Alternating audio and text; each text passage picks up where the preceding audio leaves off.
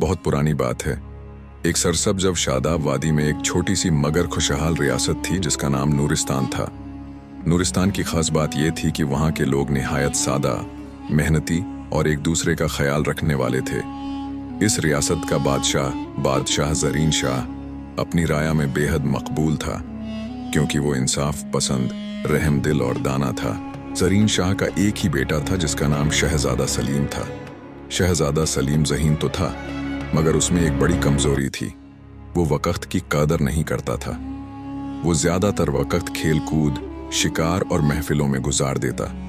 असातिजा जो भी उसे सिखाते वो सर हिलाकर मान लेता, मगर दिल से कभी संजीदा न होता। एक दिन वज़ीर आज़म ने बादशाह से अर्ज़ किया कि हुजूर, शहजादा अब जवान हो चुका है, मगर उसे हुकूमत के कामों में कोई दिलचस्पी नहीं। कल को अगर तख्त उसे मिला तो रियासत का क्या होगा? बादशाह ज़रीन शाह गहरी सोच में पड़ गया और बोला कि मैं जानता हूँ, मगर ज़बरदस्ती इल्म नहीं दिया जा सकता, उसे खुद समझना होगा। उसी रात बादशाह ने एक अजीब ख्वाब देखा। उसने देखा कि एक सफ़ेद लिबास में मुलब्बस बुजुर्ग उसके सामने खड़े हैं और कह रहे हैं कि ऐ ज़रीन शाह, अगर तुम अपने बेटे को वक़्त की कदर सिखाना चाहते हो तो उसे वक़्त की हकीकत दिखानी होगी। बादशाह घबराकर जाग उठा, पसीने में शराबोर था। अगले दिन उसने दरबार में ऐलान किया कि शहजादा सलीम को 1 साल के लिए महल से बाहर आम लोगों के दरमियान भेजा जाएगा और वो एक आम इंसान की तरह जिंदगी गुजारेगा। शहजादा सलीम हैरान रह गया और बोला कि अब्बा जान, मैं महल छोड़कर। बादशाह ने नरमी से कहा कि बेटा, ये तुम्हारी तरबियत के लिए है। शहजादा सादा लिबास पहनकर एक गांव पहुंचा। वहां किसी को मालूम न था कि वो शहजादा है। उसने अपना नाम सिर्फ सलीम बताया।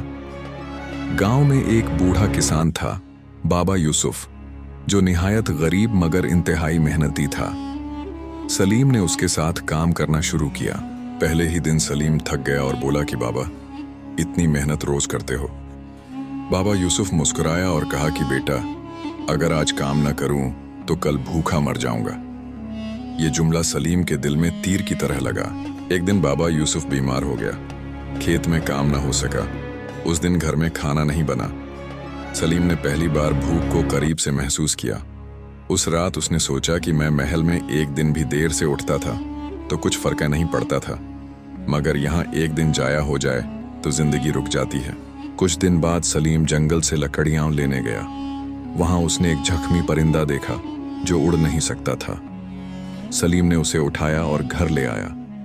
बाबा यूसुफ ने कहा कि अगर हम इसकी देखभाल ना करें तो ये मर जाएगा। सलीम रोज उस परिंदे को पानी देता, दाना डालता। कई हफ्तों बाद वो परिंदा ठीक हो गया और एक दिन खिड़की से उड़ गया। उस लम्हे सलीम की आंखों में आंसू थे और उसने कहा कि बाबा, मैंने पहली बार किसी की जिंदगी बचाने में वक़्त लगाया है। ये वक़्त जाया नहीं हुआ, ये वक़्त जिंदगी बन गया। बाबा यूसुफ ने कहा कि बेटा, जो वक़्त दूसरों के काम आए वही असल दौलत है। 1 साल गुजर गया। शहजादा सलीम अब पहले जैसा नहीं था। वो वक़्त पर जागता, वक़्त पर काम करता, दूसरों की मदद करता और सबसे बढ़कर शुक्रगुजार हो गया था।